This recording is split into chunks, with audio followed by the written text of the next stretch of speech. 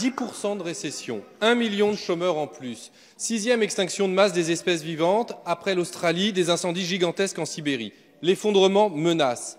Nous ne pouvons pas continuer comme avant, et pourtant, c'est ce que vous faites. Il ne s'agit pas de relancer, mais de bifurquer. Des milliards pour Air France, Renault, de Richebourg, des milliards sans contrepartie, ni sociale, ni environnementale. Vous subventionnez des licenciements pour satisfaire vos amis du CAC 40.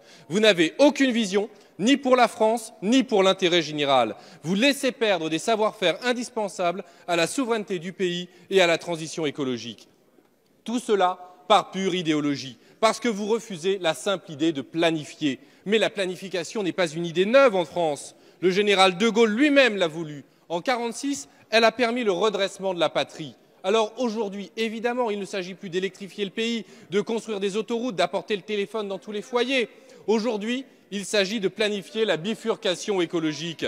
La France insoumise vous fait 4 propositions pour sortir notre pays de l'ornière. Parer à l'urgence avec de grands travaux écologiquement utiles, la rénovation thermique des bâtiments, la rénovation des canalisations qui laissent échapper 20% d'eau, la remise en route d'un réseau ferré dense dans tout le territoire, le développement des énergies propres, y compris pour le transport. Relocaliser grâce à un protectionnisme solidaire. Mettez la France aux avant-postes face aux nouvelles frontières de l'humanité que sont la mer, l'espace et le numérique. Ne laissez pas ces secteurs devenir des zones de non-droit et d'exploitation aveugle des ressources. Enfin, agissez de manière coordonnée en rétablissant le commissariat général du plan. Ces propositions sont faites de bonne foi. Êtes-vous prêt à vous en saisir ?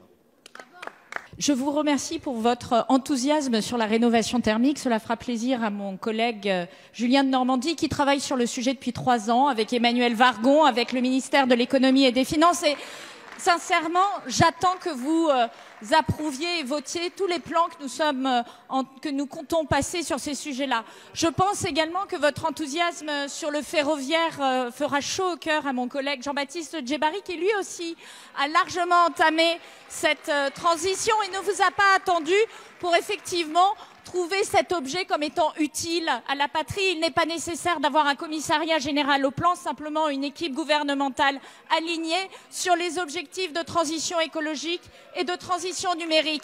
Car nous ne parlons pas, nous agissons, Monsieur Lachaud. Nous agissons avec des mesures concrètes, avec un plan de soutien aux entreprises qui est évidemment accompagné de contreparties en matière écologique. Je prends l'exemple d'Air France, la suppression des avions sur des destinations à moins de 2h30 de Paris en réseau ferroviaire. Voilà une mesure qui est concrète et qui peut être mise immédiatement en action.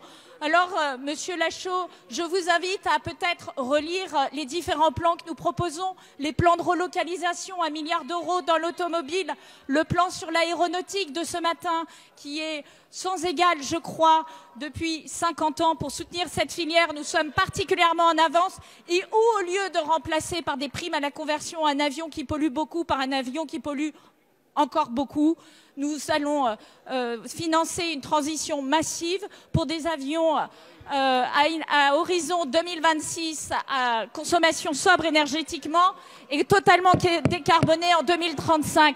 Voilà des actions précises, concrètes et qui réindustrialisent notre pays.